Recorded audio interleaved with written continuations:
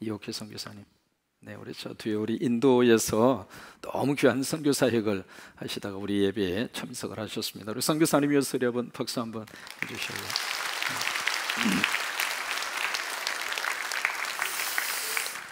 서로 같이 한번 인사하시겠습니다. 만나서 행복합니다. 네, 제 옆에 앉아주셔서 행복합니다. 그런 의미에서 한턱 쏘겠습니다.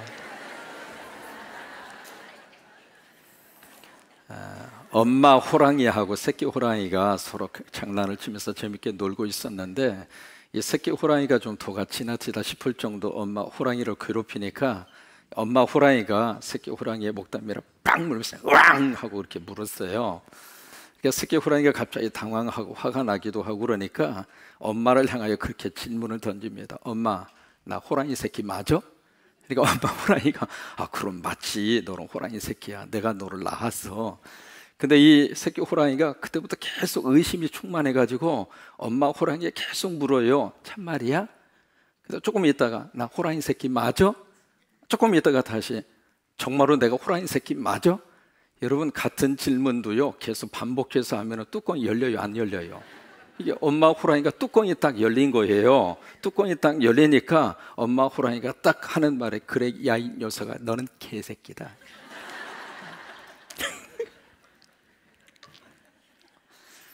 그 순간에 이 호랑이가 정체성이 혼란이 왔어요. 나는 개인가 호랑이인가. 그래서 아직도 헤매고 있답니다.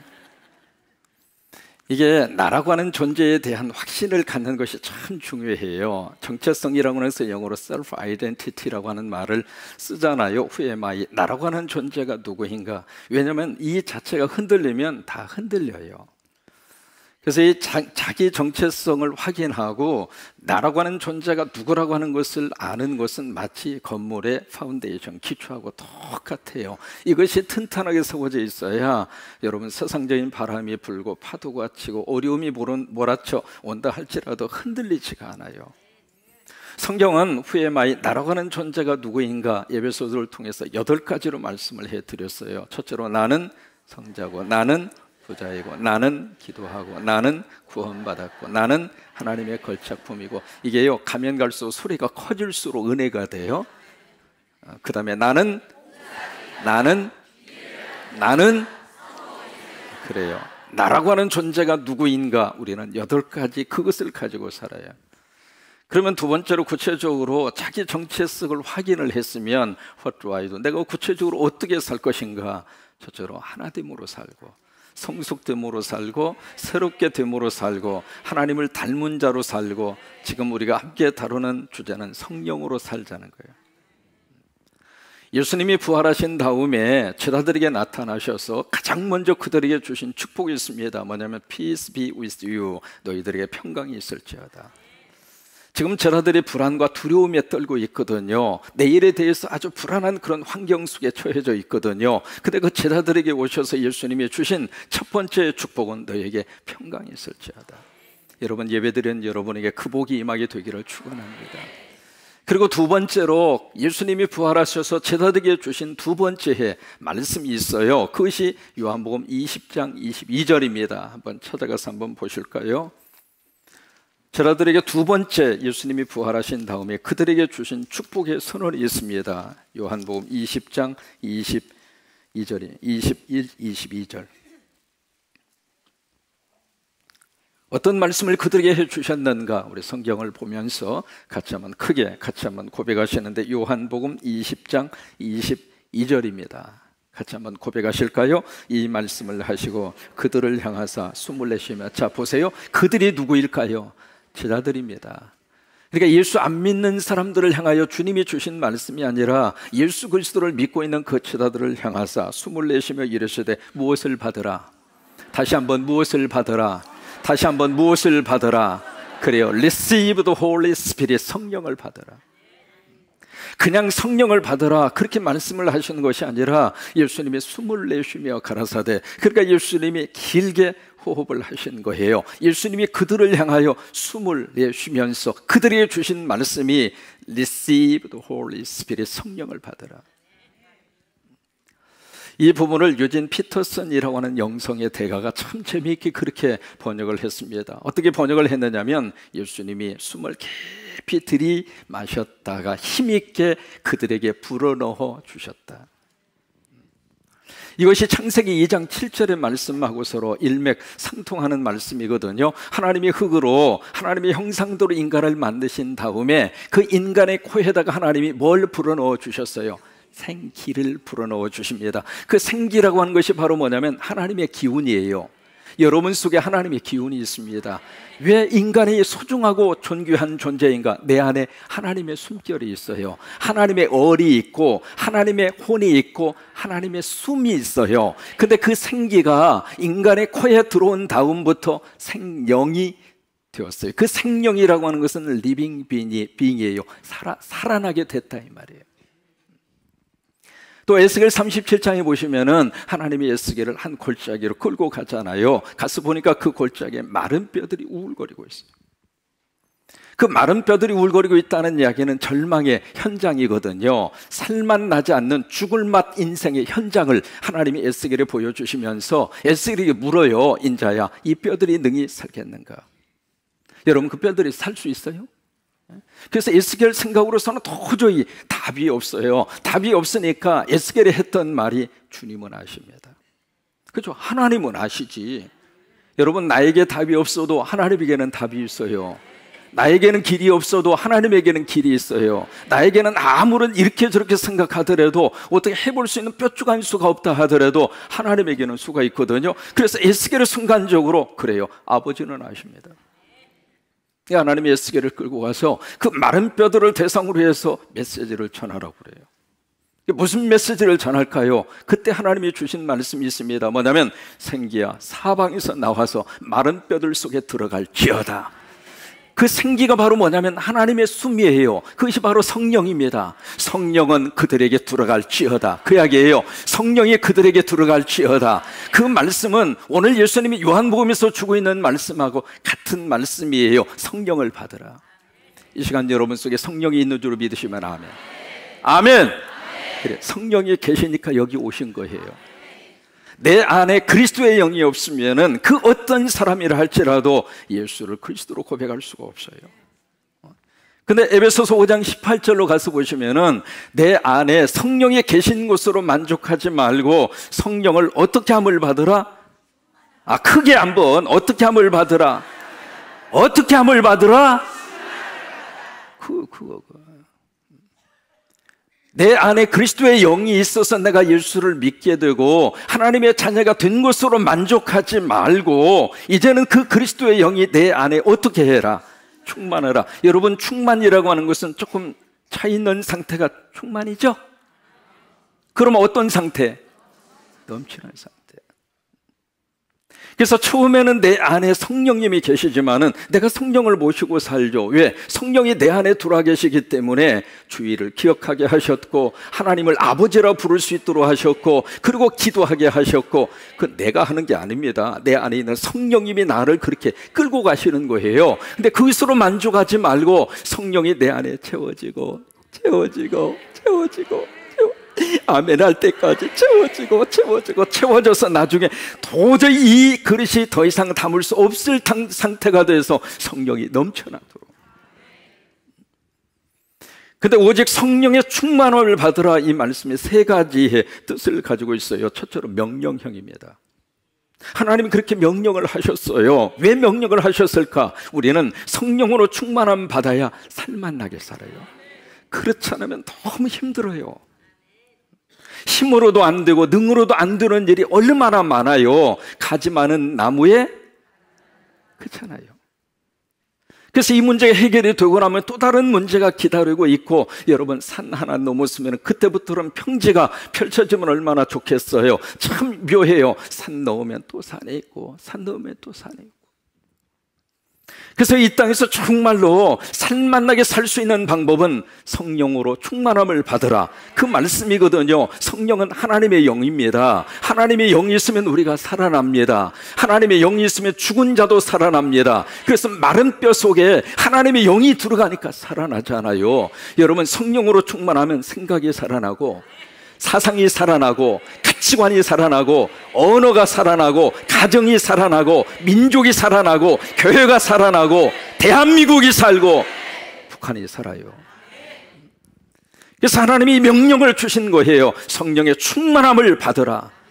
그 명령에 대해서 우리가 할 수 있는 일은 순종하든지 그렇지 않든지. 그 누가 결정하는가? 영어로 말해볼까? It's up to you. 여러분들이 결정하는 거예요. 두 번째로 오직 성령의 충만함을 받으라. 이 말씀은 수동형입니다. 내가 능동적으로 여기다가 성령을 갖다 채우는 게 아닙니다. 우리 힘으로 성령을 채우는 게 아니에요. 목사가 여러분들에게 성령을 충만하게 채워주는 존재가 아닙니다. 마치 목사가 큰 성령의 덩어리를 갖다가 풀어놓고 이 사람 저 사람에게 주는 것처럼 그건 아니에요. 성령은 누가 주시는가? 하나님이 주셔요.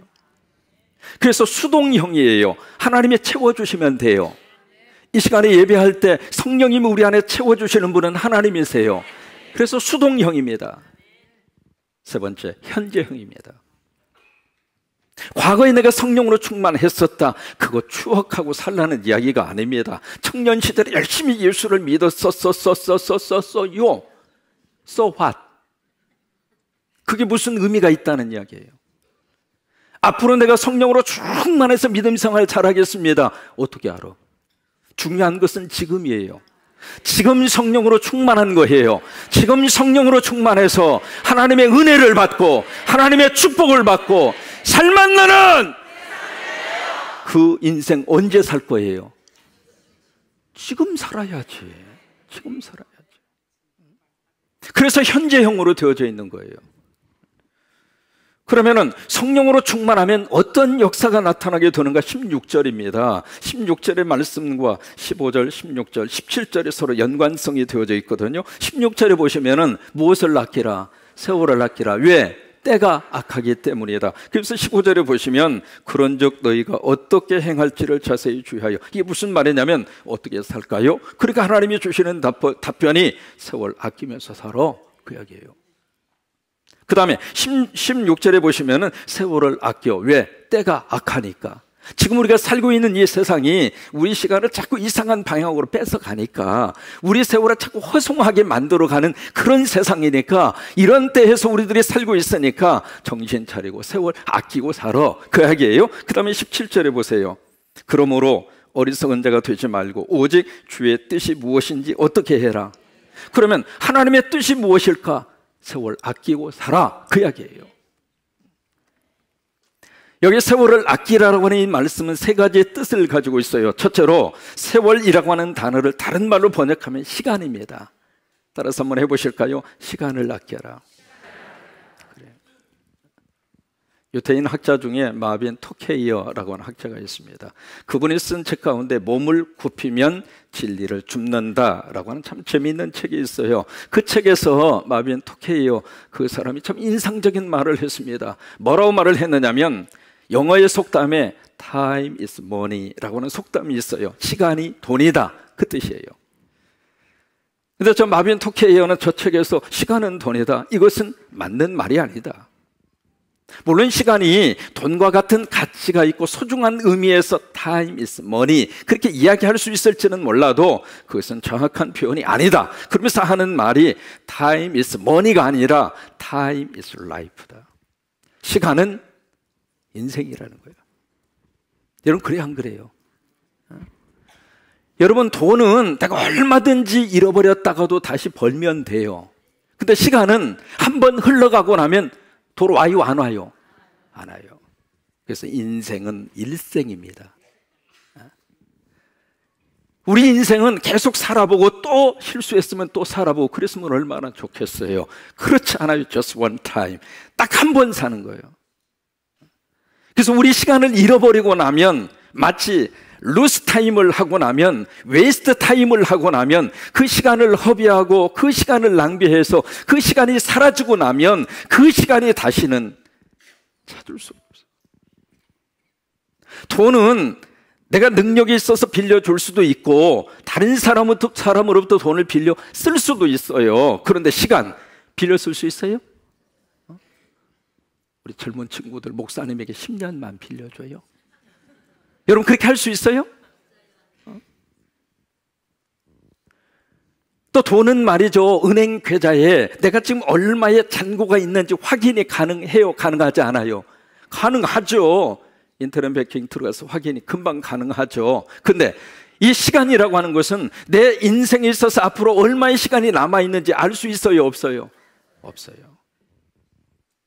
Time is life. 시간은 곧 인생이라는 거예요. 그러니까 아끼란 말이에요. 지금 내 인생 속에 주어진 이 시간이 얼마나 소중한지, 얼마나 소중한지. 힘들 수도 있고 그 시간에 내가 좀 너무 버거울 수도 있지만은, 그러나 보세요, 내 인생 속에 주어진 이 시간만은 너무 귀하단 말이에요. 어렸을 때 눈깔 사탕, 저는 눈깔 사탕 세대입니다. 혹시 눈깔 사탕 아시는 분만 고개 끄덕끄덕. 아이고 고마워요. 여기도 좀 있네요, 눈깔 사탕. 세상에 5원을 주면 눈깔 사탕 이만한 걸 줬어요. 이만한 눈깔 사탕이 생기면 그때부터 딱 입에 다물고 와자닥 깨물어 먹었을까요? 아니면 조금씩 핥아 먹었을까요? 1번, 2번. 다시 깨물어 먹었다 1번, 조금씩 핥아 먹었다 2번. 몇 번일 것 같아요? 너무 아까워서 그 눈깔 사탕이 녹는 것이 너무 아까워서 입에다 늦다 뺐다 그러다 옆에 있는 사람이 침을 흘리면 그 입에다도 서너 번 넣다 뺐다. 그러다가 이 눈깔 사탕이 금방 없어질 것 같아서 이제는 종이에 고이 싸가지고 높은 곳에 선반 위에, 왜? 손이 타면 안 되니까 몰래 거기다 숨겨놓고. 세월을 아끼라고 하는 것은 어떤 의미에서 우리가 눈깔 사탕 아끼는 것보다도 더 많이 이 시간을 소중하게 생각합니다.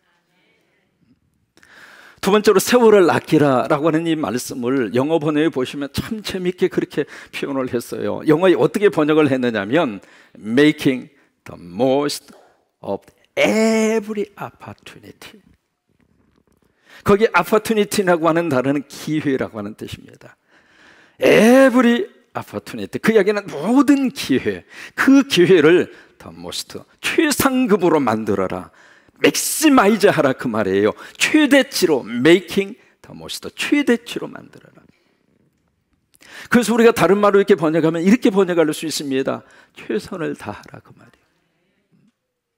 세월을 아끼라고 하는 것은 내 인생 속에 주신 이 기회, 하나님이 주신 찬스, 하나님이 주신 아파투니티, 그 기회를 그냥 무방비 상태에서 흘러보내지 말고 그 기회를 최대한으로 선용하고 최선을 다해서 살아라, 그 말이에요. 미국의 39대 대통령을 지낸 사람이 지미 카터예요. 이번에 자서전 제목이 인상적입니다. 자서전 제목이 Why not the best? 왜 당신은 최선을 다하지 않았는가? 그게 자서전의 제목이에요. 저것이 바로 카터 대통령의 인생의 좌우명입니다. 저번에 해군 사관학교 출신이에요. 그래서 부대에 배치가 돼서 그때 제독이었던 사람이 리커만이라고 하는 제독을 만납니다. 둘이 이제 인터뷰를 해요. 하는데 그 리커만 그 제독이 지미 카터에게 그렇게 물어요. 자네는 해군 사관학교 생도 시절에 성적이 몇 등이었는가? 그러니까 지미 카터가 820명 중에 59등을 했습니다.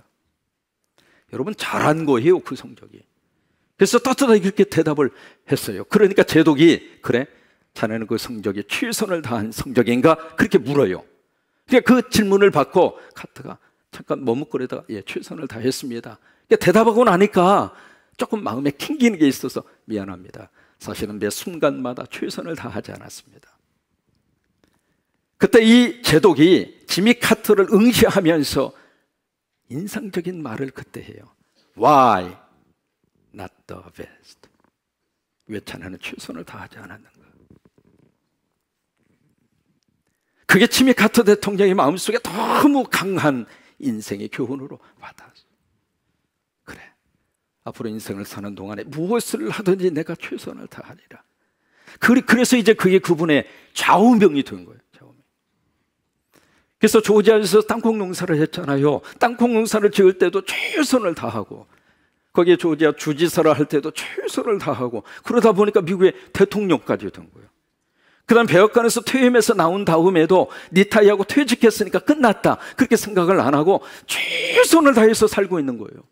헤비타트라고는 전 세계 집 없는 사람들을 위해서 그렇게 다니면서 아름다운 사역을 해주고 있고, 세계에 분쟁이 있는 장소마다 가서 그 분쟁을 해결을 해주고, 그러면서 말이죠, 나중에 지미 카터가 노벨 평화상까지 받잖아요. 지금 그분 연세가 90세가 넘었어요. 근데 지금도 그분이 최선을 다해서 그렇게 살고 있어요. 세월을 아끼라고 하는 것은 하나님이 나에게 주신 opportunity, 그 기회를 내가 할 수 있는 모든 역량을 다해서 그것을 최대치로 만들어가고, 여러분, 우리가 나에게 주신 그 기회를 최선을 다하면 하나님이 우리 인생을 축복해요. 사람이 참 묘합니다. 최선을 다하면 딴 생각이 안 들어요. 최선을 다하면 집중하게 되어져 있어요. 최선을 다하면 걱정과 염려가 없어져요. 최선을 다하면 결과가 좋아요. 최선을 다하면 살맛나요. 인정하시면 아멘.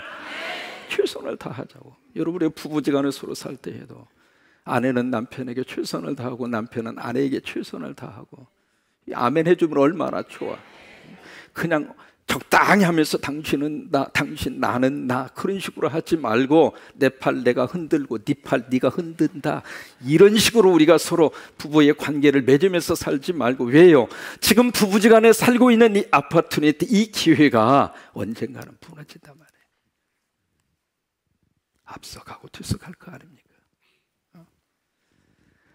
현재 지금 나에게 주신 아파트니티, 우리 젊은이들에게 있어서는 공부할 수 있는 기회, 그건 지금 하나님이 나에게 주신 기회란 말이에요. 최선을 다해서. 학생은 학생인 자리에서 최선을 다하고, 설교하는 목사는 설교 시간에 최선을 다하고, 그래서 제가 설교 원고 놓고 오잖아요. 최선을 다하려고. 그래서 최선을 다하다 보니까 머리 3개 빠졌어요. 그래도 좋아요. 주일날은 제가 포시합을 해서 상당히 무성하게 보입니다. 근데 내일 새벽 오시면 약간 좀 시원하게 보이는 것은 이해하시기 바랍니다. 그러니까 우리가 무엇을 하든지 간에 하나님이 주신 그 기회에서 최선을 다해서. 세 번째, 세월을 아끼라고 하는 말씀은 시간에 대한 계획을 가지고 살아라, 그 말이에요. 가든그루브 지역에 수정교회를 목회하시던 로버트 슐러 목사님, 얼마 전 세상을 떠나셨죠. 그분이 했던 참 인상적인 말이 있습니다. 한번 읽어볼까요? 인생을 계획하지 않는 것은 실패를 계획하는 것이다. 아무런 계획이 없이 하루하루 산다고 하는 것은 결국 인생의 실패를 계획하고 있는 것과 똑같다고 하는 거예요. 스케줄을 짜셔야 돼요. 인생의 플랜이 필요해요. 하루를 살면서도 이 하루 동안에 내가 어떻게 이 하루를 살 것인가, 거기에 대한 나름대로 이 정도 운동하고, 이 정도 성경 보고, 이 정도 카스터마를 손님을 만나고, 이 정도 내 발전을 위해서 쓰고, 이 정도는 영성을 위해서 쓰고, 이 정도는 가족을 위해서 쓰고, 그렇게 시간을 계획하란 말이에요. 사도행전을 보시면은 초대교회 성도들은 시간을 아주 계획적으로 썼어요. 그래서 하루에 3번 하나님의 성전에 올라가서 기도합니다. 오전 9시, 그 다음에 낮 12시, 오후 3시.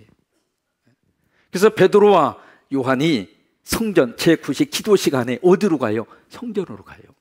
그러니까 시간을 계획적으로 썼다 이 말이에요. 그 시간만은 하나님 만나는 시간으로 딱 플랜을 짜고 계획을 짜고, 그 시간에 따라서 그들이 하나님의 성전에 가서 기도하고 그렇게 했다 이 말이에요. 마가 1장 35절을 보시면 새벽 미명에 예수님이 일어나셔요. 그때가 예수님의 기상시간인데, 그때 예수님이 일어나셔서 뭘 하셨는가?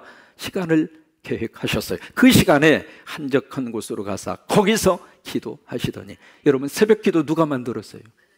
다시 묻습니다. 새벽 기도 누가 만들었어요? 예수님이. 그래서 우리가 새벽 기도 총진군 차 목사가 만든 거 아니에요. 서로 한번 인사하시기 바랍니다. 내일 한번 만나봅시다. 모레는 나오지 마세요. 왜? 내일 가서 또 이야기할 거니까. 하루하루를 예수님이 사실 때 그냥 사신 것이 아니라 시간에 대한 계획을 가지고 예수님이 사신 거예요. 그리고 예수 믿는 사람은 이 주일이 하나님을 위해서 드려지는 시간으로 하나님이 계획해 놓으셨어요. 그래서 주일 성수가 너무 귀해요. 여러분, 주일 성수하는 여러분, 하나님이 복 주셔요. 주일 성수 왜? 하나님이 창조하면서부터 하나님이 딱 계획을 해 놓으셨어요. 이 시간은 내 시간이다. 이건 내 거다. 영국의 선수 가운데 에릭 리들이라고 하는 단거리 선수가 있습니다. 저 선수가 100m 선수, 100m가 주전 종목인데, 그래서 영국의 국가대표로 뽑혀서 파리에서 열리는 올림픽에 출전을 해요. 근데 자기의 주전 품목인 주전 저기인 100m 이 게임이, 그 경기가 주일날 열리는 거예요. 그래서 저 에릭 리들 선수가 고민을 하다가 나는 주일날 뛰지 않겠습니다. 이 주일은 하나님을 위해서 계획된 시간인데 나는 뛸 수 없습니다. 그래가지고 안 뛰었어요. 안 뛰고 예배 드렸어.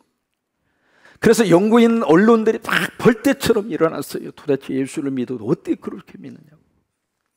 근데 그 다음 날 월요일 날이 됐거든요. 월요일 날 그 올림픽에 400m 경기가 있는 날인데, 자기 주 종목이 아님에도 불구하고 에릭 리들 전 선수가 400m 그 경기에 출전을 해요. 쫙 출전한 거예요. 그런데 그 400m를 어떤 식으로 뛰었느냐? 100m 선수 주법으로 뛰는 거예요.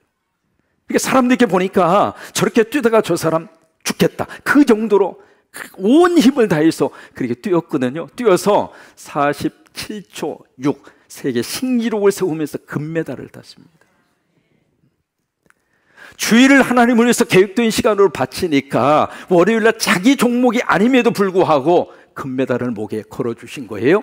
그런데 이 선수가 얼마나 전력 질주를 했는지 400m 결승 테이프를 딱 끊은 다음에 그 자리에 쓰러졌어요. 쓰러졌는데 그 에릭 리들, 그 선수의 손에 종이가 하나 들려져 있었는데, 쪽지에 뭐라고 써져 있었느냐면 사무엘상 2장 13절, 나를 존중히 여기는 자를 내가 그를 존중히 여기리라.